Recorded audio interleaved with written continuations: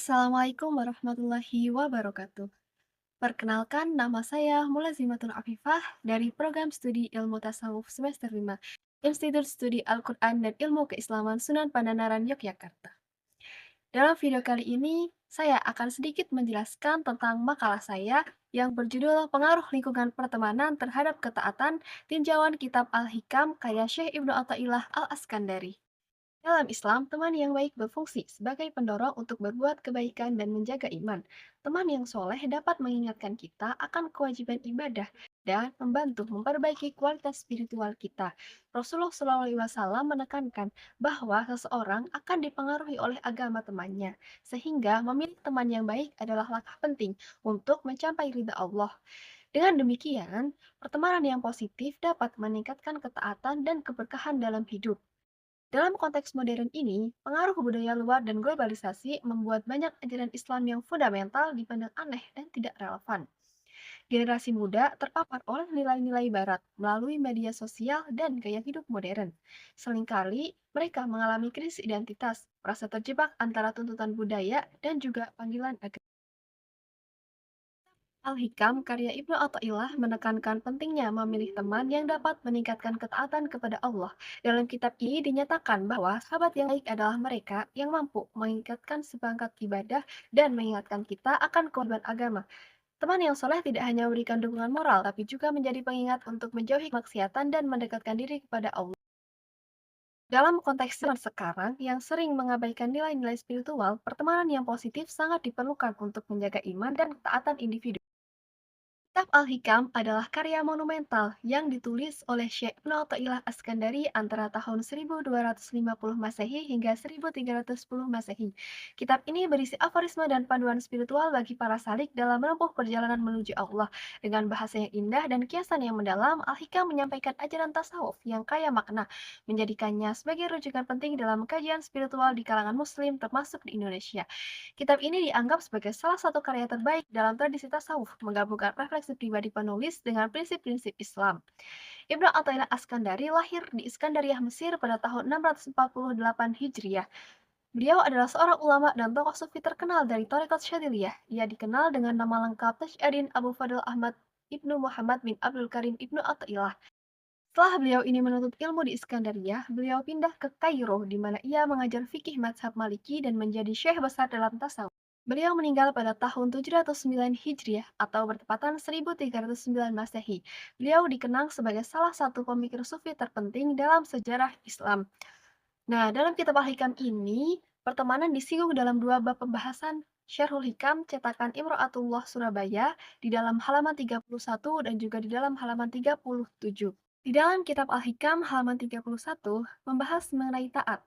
Nah, dalam pernyataan kalam hikmah di sini yang artinya pokok pangkal setiap maksiat, setiap syahwat, dan setiap kelalaian ialah ridho terhadap nafsu, dan potok pangkal setiap taat terpelihara diri dari syahwat dan bangun pada taat, yaitu tidak ridho Anda terhadap nafsu.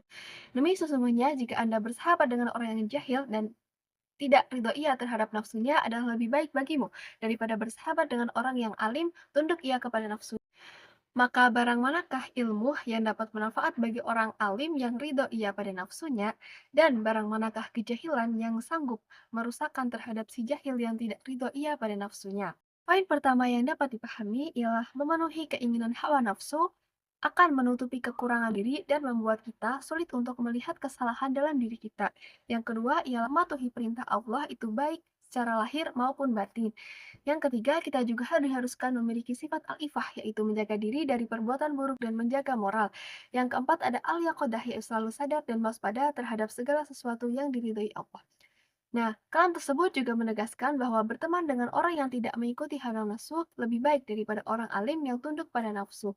Kalimat tersebut mengungkapkan bahwa lebih baik berteman dengan orang yang tidak berpengetahuan atau jahil, tetapi mampu menahan hawa nafsunya, dibandingkan dengan orang yang berilmu atau alim yang justru tunduk pada nafsunya. Nah, ini menunjukkan bahwa ketaatan kepada Allah dan pengendalian diri lebih penting daripada sekedar memiliki pengetahuan jika pengetahuan tersebut tidak diiringi dengan perilaku yang baik. Dalam konteks ini, menghindari hawa nafsu dianggap sebagai tanda keimanan yang lebih kuat. Kemudian, dalam pernyataan ke-37 dalam kitab Al-Hikam, yang artinya, Janganlah Anda bersahabat dengan orang yang tidak menggerakkan Anda, keadaannya, dan perkataan-perkataannya tidak menunjukkan Anda terhadap Allah. Maksud dari karam ini ialah mendekatkan diri kepada Allah Subhanahu wa Ta'ala dalam segala keadaan, yakni dengan berteman dan bersahabat dengan orang-orang baik.